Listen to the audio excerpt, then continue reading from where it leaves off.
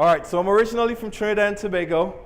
I was born and raised in Trinidad, and at 17, I received a basketball scholarship to come to the U.S. So, here goes your first question.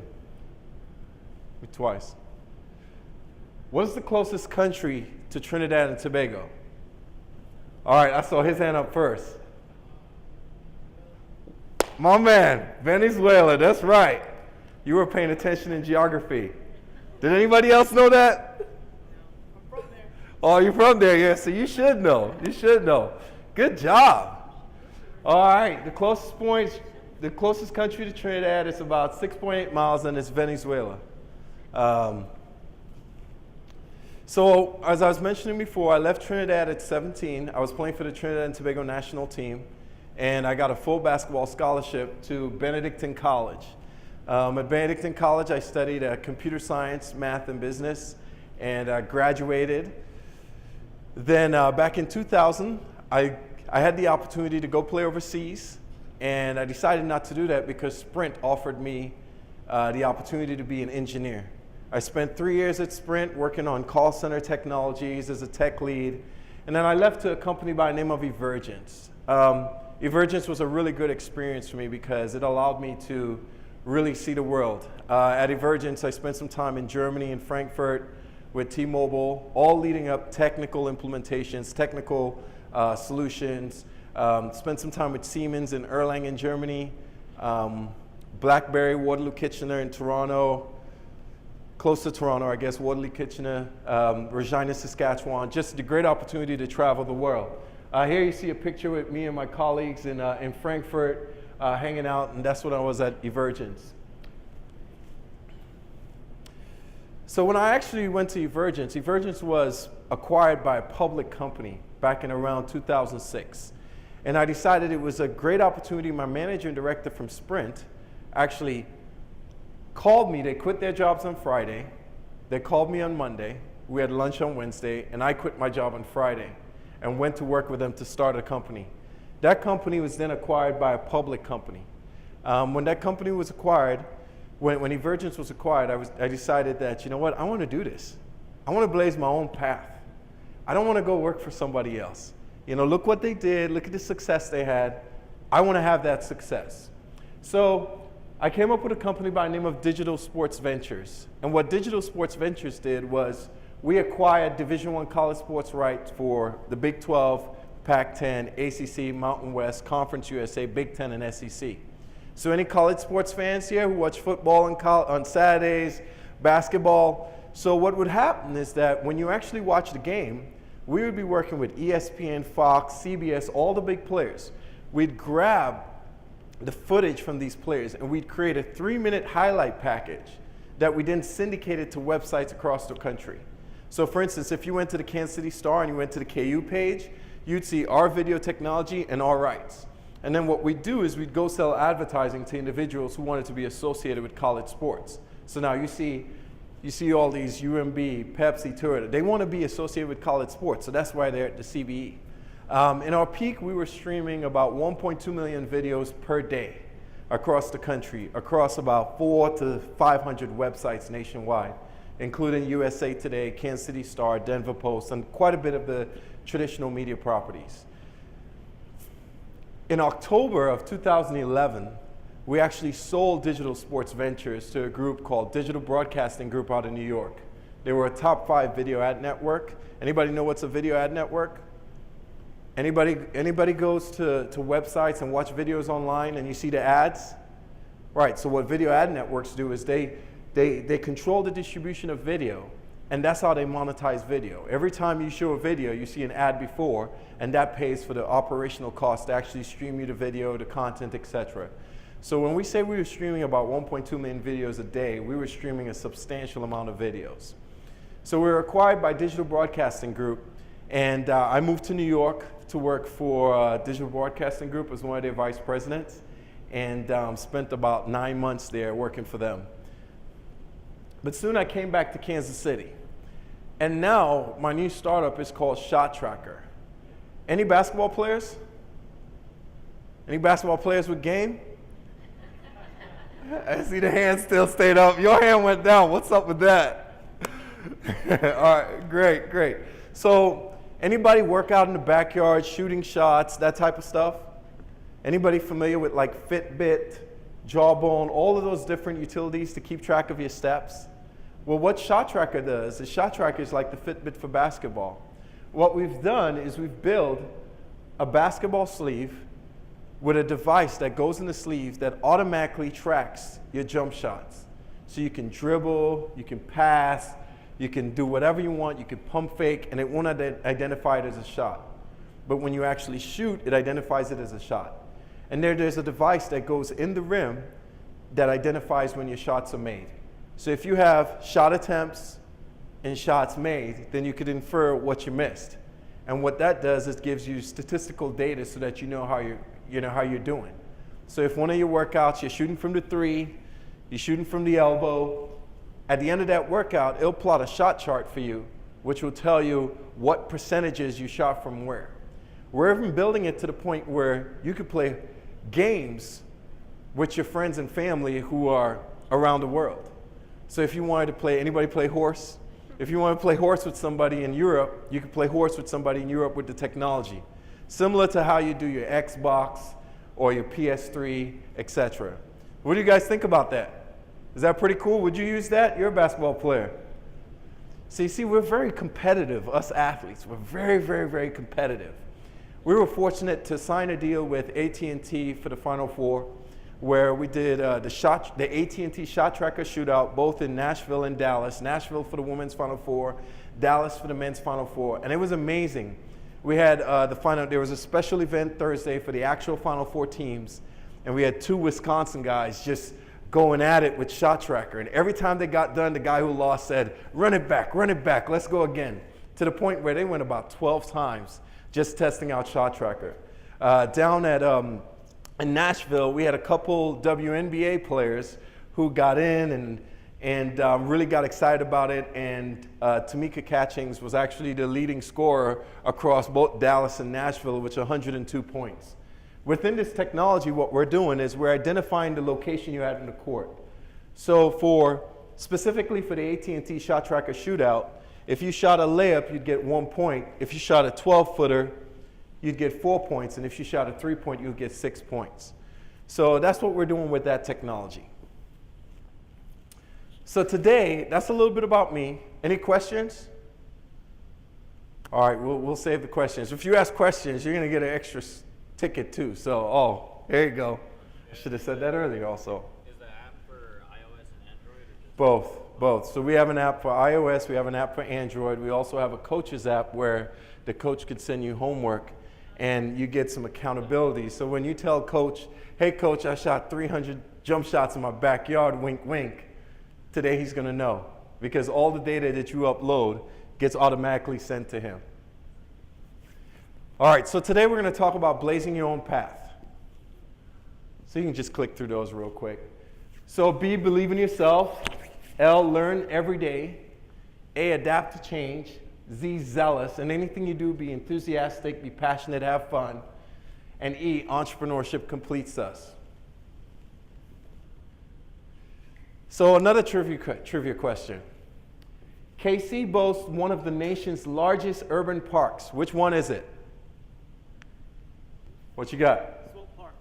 My man, good job. That's awesome. Because I did not know that before I looked it up. That's good job, great job. All right, next slide. Okay, so believe in yourselves. You know, I live by this. This is kind of what I live by, right? I can do all things through Christ who strengthens me. And that's just something that I live by. I remember when I was in Trinidad, I graduated high school at about 15. You know, I was on a little bit of an accelerated path.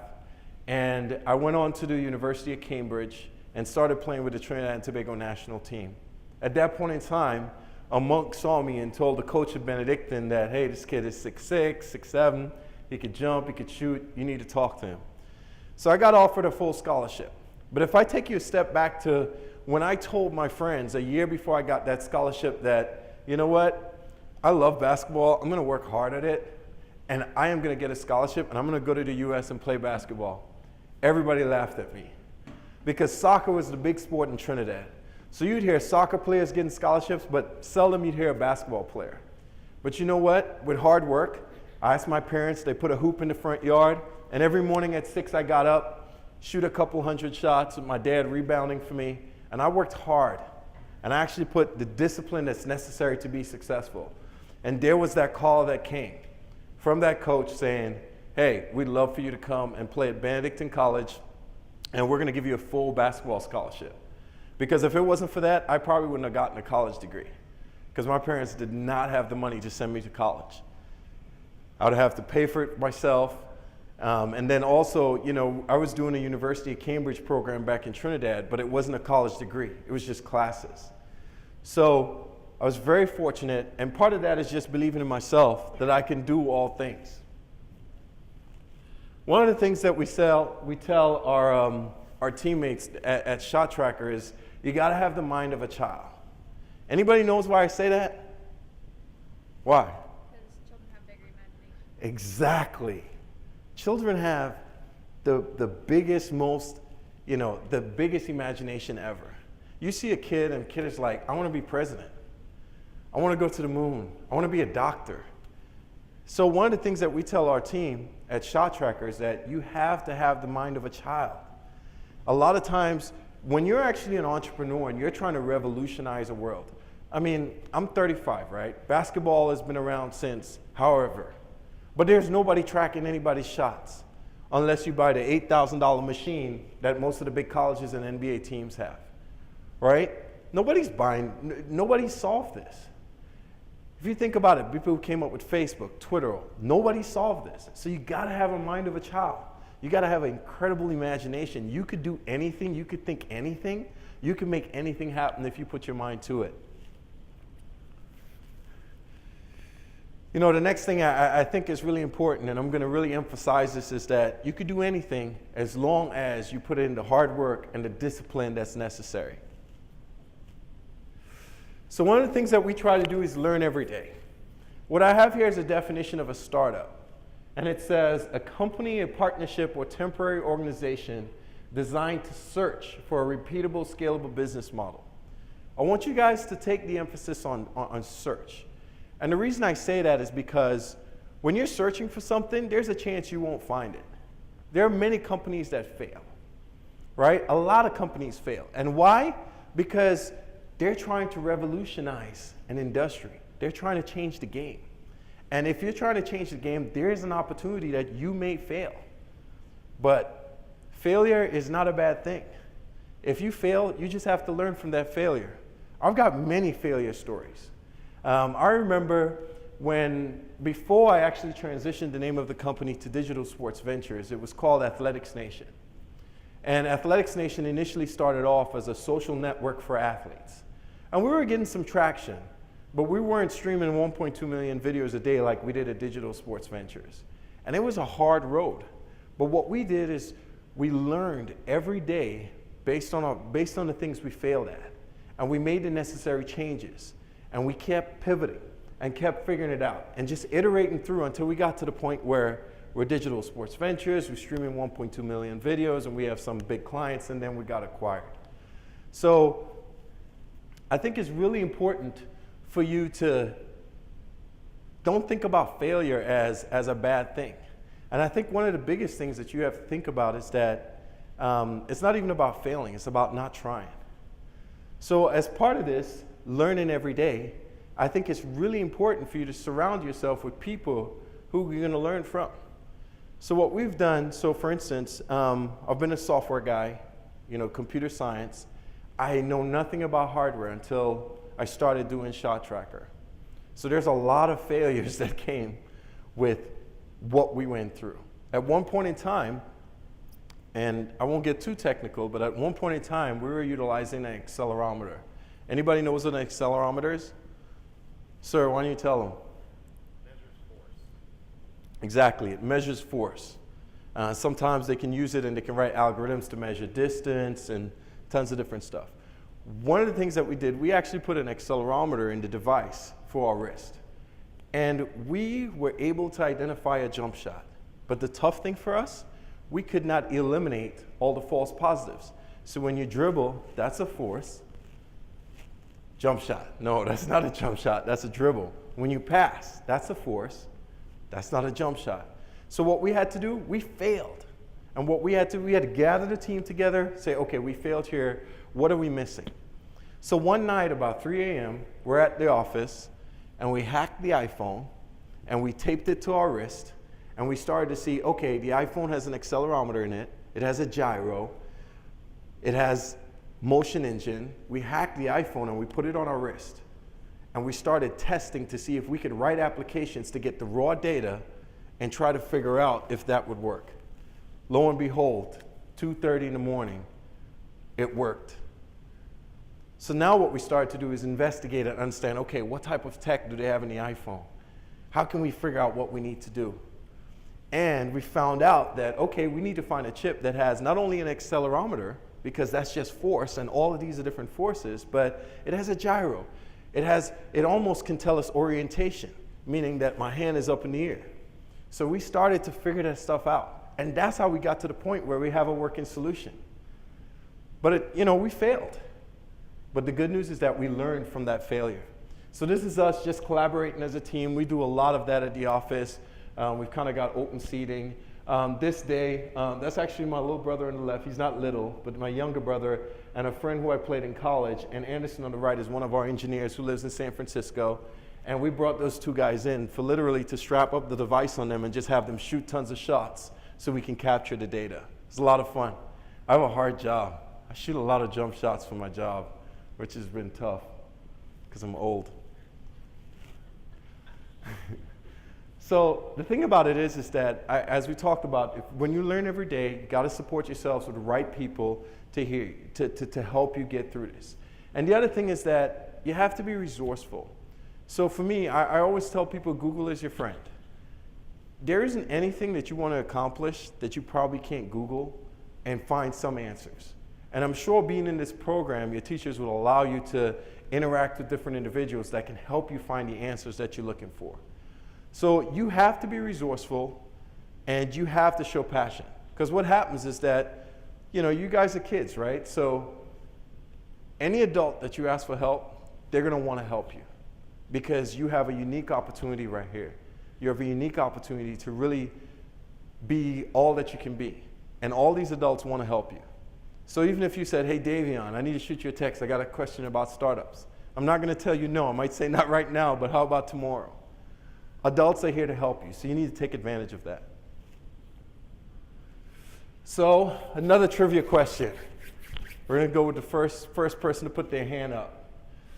This is referred to as barbecue gold. Anybody? And Casey, I don't know if I should give it to these adults. All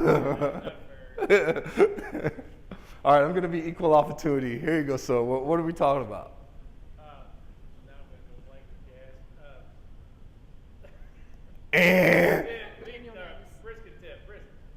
No, that's not what I'm looking for. Close. There you go. Burn ends. Man, you got like 3 chances. Froze under pressure. All right, we're going to give it to him. Anybody else knew it? Did you know what it was? You did? All right. All right, next slide.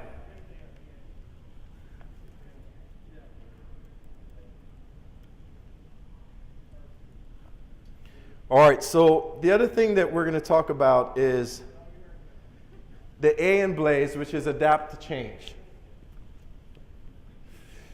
So we talked about a startup and we talked about searching. What that means is that as you go through a startup, there's going to be tons of failures. I talked about the fact when, I started Athletics Nation, it was one thing, and we didn't get the success that we wanted, so we actually pivoted and moved. That's life. That's going to happen. So we have to be flexible, and we have to adapt to change. Stuff is going to happen. It's not going to go right all the time. But I think one of the key things is that it's not what happens, but how you actually respond to it. One of the things that I love, I'm a big Michael Jordan fan, but one of the things he said is that, I could accept failure, but I can't accept not trying. When I started Sprint back in 2000, I met several people. right? And there's this one gentleman who's still a good friend, you know, and we used to go to lunch all the time and talk about ideas. Hey, you know, I'd love to do this, I'd love to do this, I'd love to do this. And probably some of the adults in the room, they think about, wow, I have ideas every day, but I don't make that jump, right?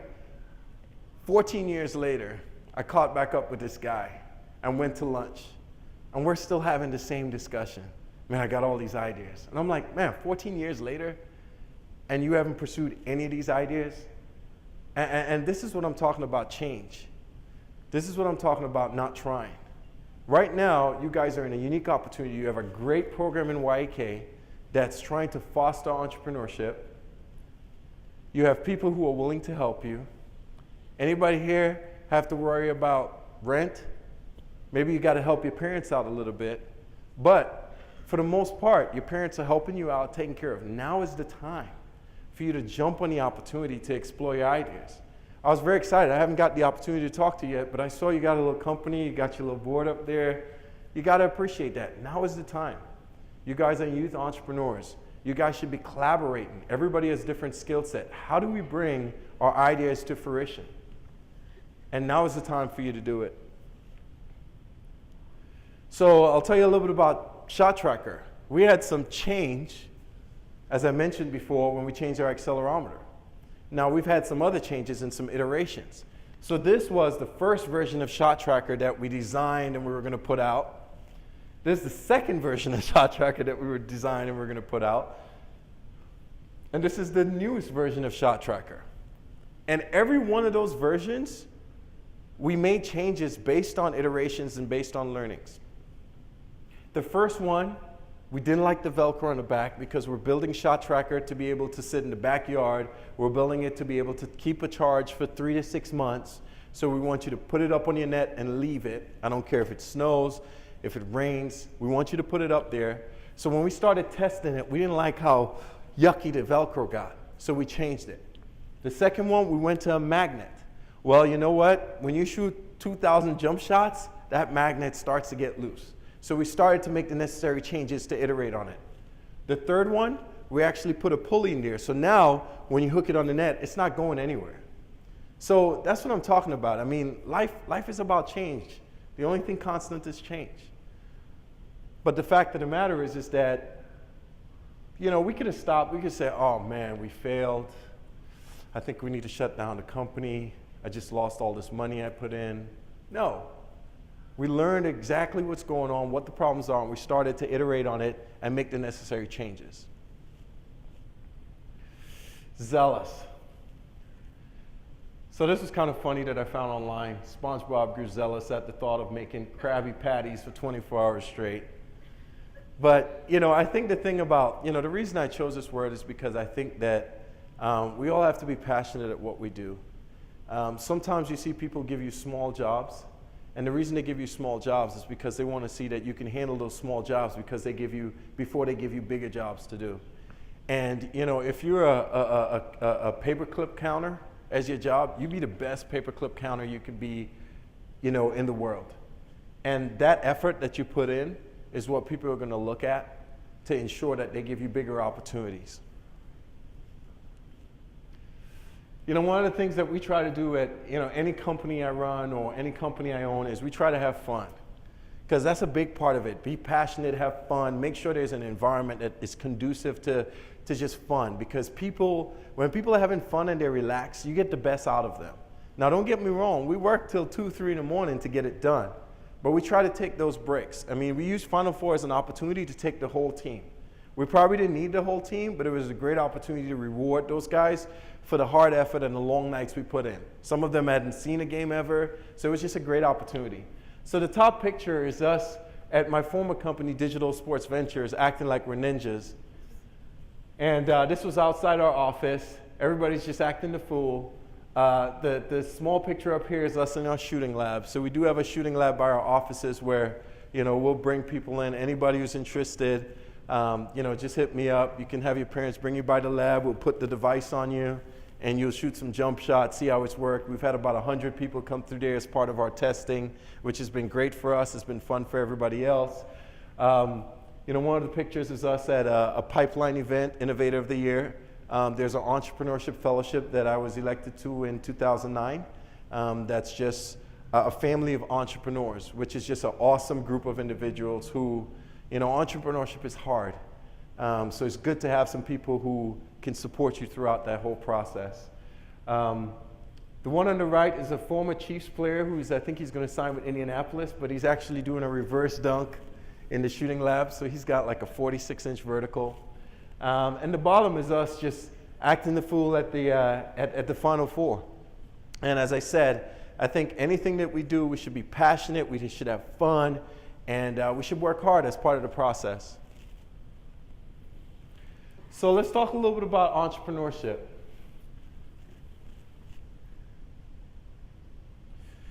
All right, so, I think, you guys are familiar with some of these companies, and the era for entrepreneurship is now, right?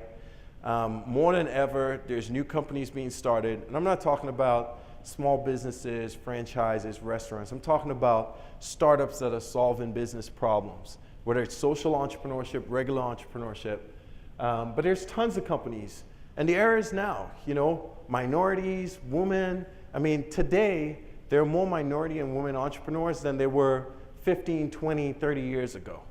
So now is the time. And the reason now is the time is because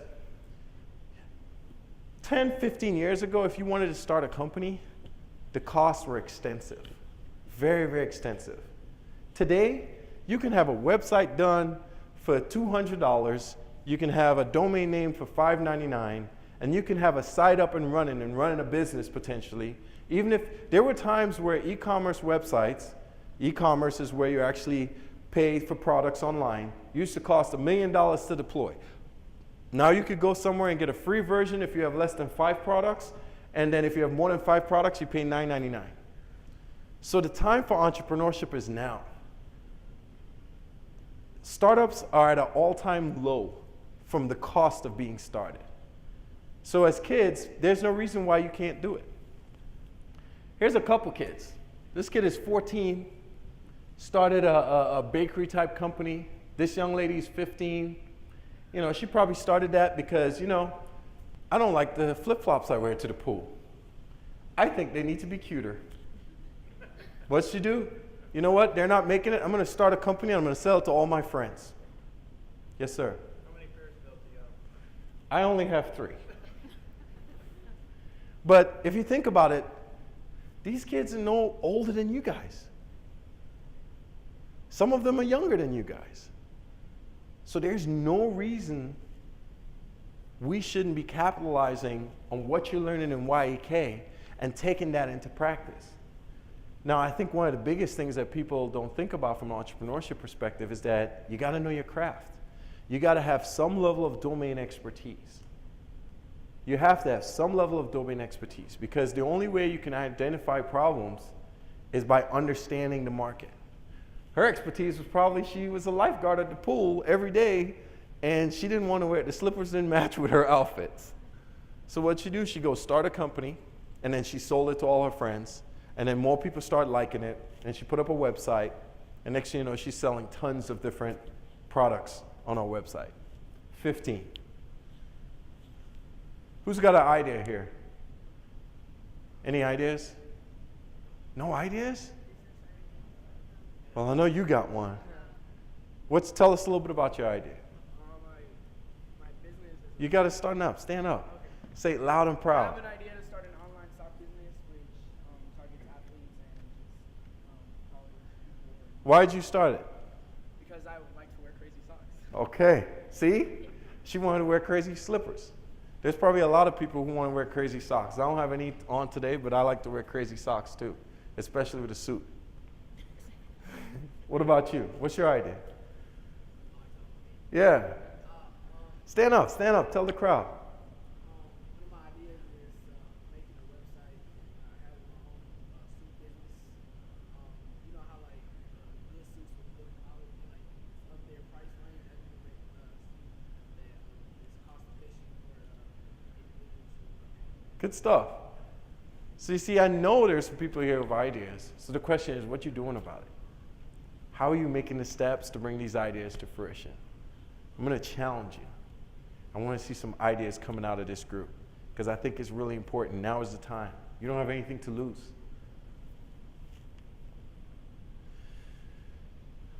So I think one of the things that we see in entrepreneurship is we're seeing a lot of social entrepreneurship, which is awesome, right? People who have a passion for doing good.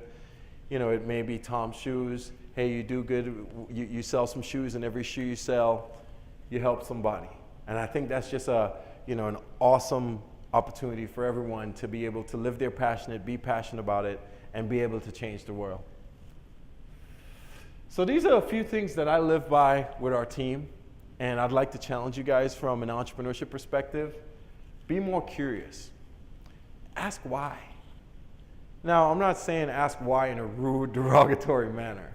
If somebody says, hey, you know what? You got to put on your left shoe first and then your right shoe. Why is that? Be curious. It's a great way to learn, and it's a great way to challenge the conventions that have been done before. If you think about it, you guys, anybody familiar with like Dwala or Square? Okay, everybody's familiar with credit cards, right? So these two companies decided that, you know what? One decided, I don't want to use the traditional credit card machine. So what I'm going to do is I'm going to let you order this little thing that you plug in with your phone, and therefore you can take credit cards anytime you want. Credit card companies are pissed. Why? Because they changed the game. Now you don't need a line for the credit cards. You don't need any of that type of stuff. Dwala does the same thing using your bank account. So we'll go through these. Think bigger. I want you guys to, don't think small. Don't say, hey, I'm going to build, this little company in Kansas City. Think global. I mean, the web allows us to interact with people globally. And then always challenge old ways, which is very, we talked about being curious, asking why, always challenge the old ways. And then ideas are worthless until you get them out of your head to see what they can do. Nobody knows if that's going to be the next suit company. Nobody knows if that's going to be the next sock company. So why not? And last but not least, stop sketching, start building. That refers to people who, as you're designing applications, you keep sketching and keep iterating in the sketching. It's time to take it to the next step and build. All right, last question. Finish the statement. Kansas City is the city of, boom, my man right here. There you go.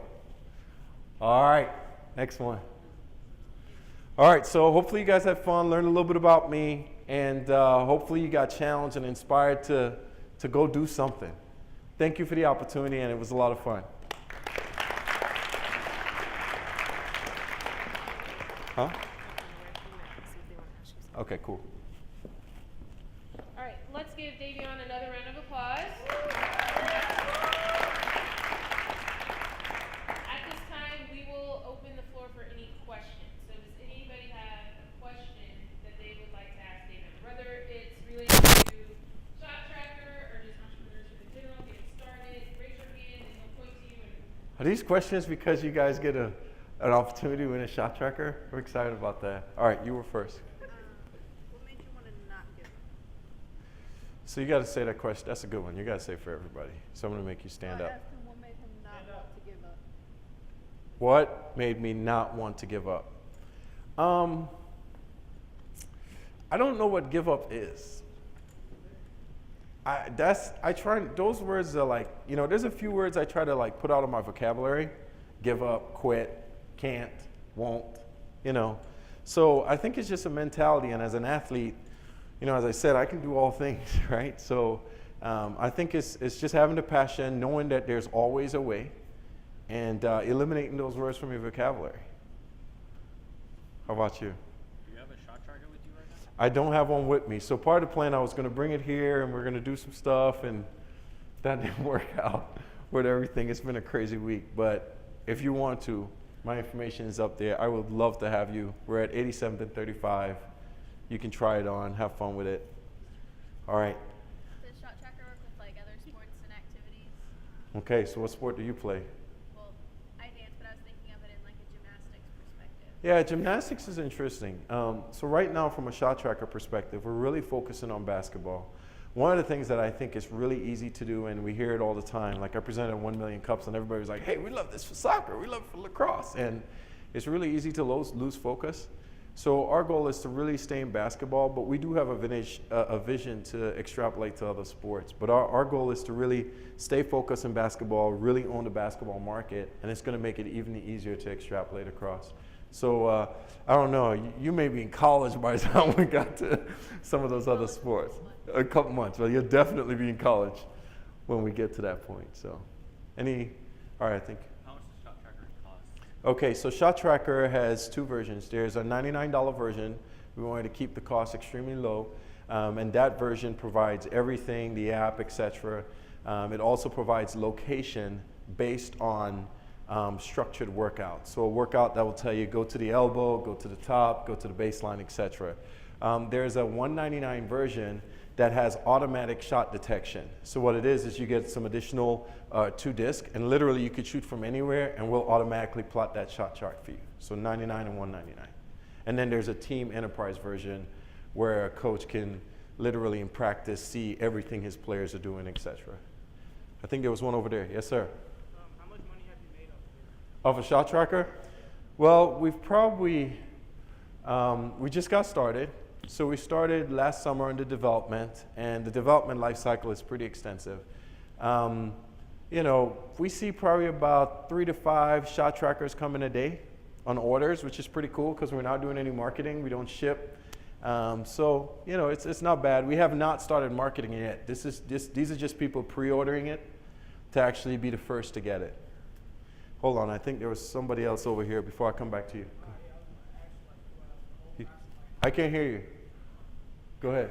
Throughout the whole process, how did you motivate yourself? Throughout the whole process? Well, I like to win. As I said, for me, everything is, you know, I'm an athlete, right? So I like to win. So, you know, I don't have a problem motivating myself. You know, it's really easy. And, you know, I like to solve problems. That's one of the things that I think that I'm strong at, having my technical background. So anytime there's an opportunity, I like new stuff. I like when people say, oh, that can't be done. And I'm like, oh, give me that one. You know, that's the kind of stuff that motivates me. And for me, it was evident that people said that, wow, you know, nobody's doing this. Because I used to shoot 1,000 jumpers in college a day. And I used to write it down. I didn't have any data, and it was just a pain in the butt. So I stopped writing it down and just kept shooting. So, you know, that's kind of how I motivate myself. I just like to win, and you know, I want to be successful, and I want to make the best. I've been provided great opportunities. I want to do the best I can. I think you had another question. You said you have pre-orders already? Yep. Who's pre-ordering? So you know, a number of people. You know, being at the Final Four has been fun. So a lot of people, you know, actually was ordering on their phone at the Final Four. So just people across the country. You know, I don't know how many states, but. Do you have any deals with like schools?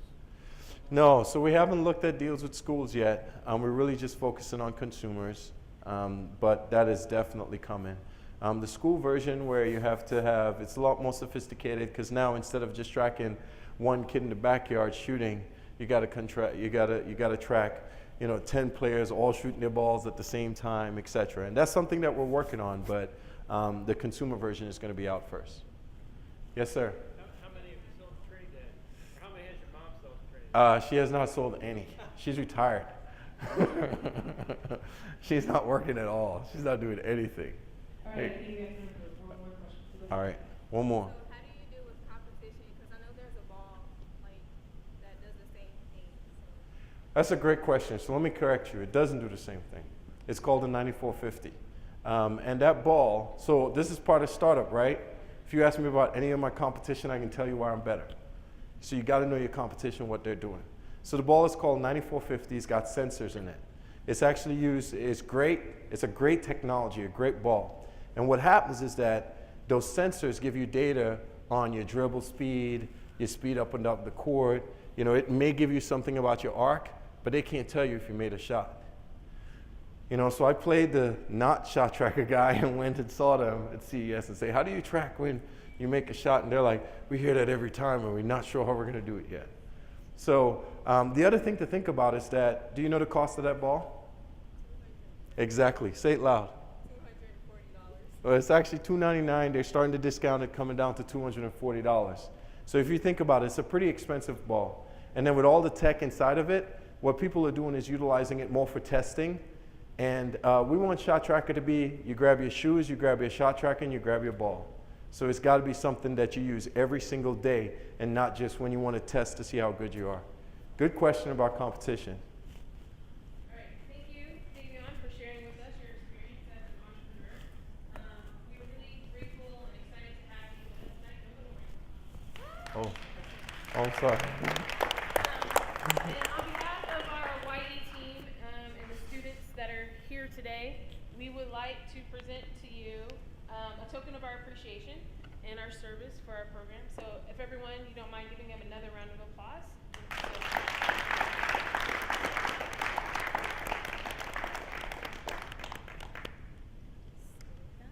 Thank you very much. And then a poster with everybody's. Oh, that's signature awesome. on it. Thank you very much. Thank you. One more round of applause for Thank you very much. All right.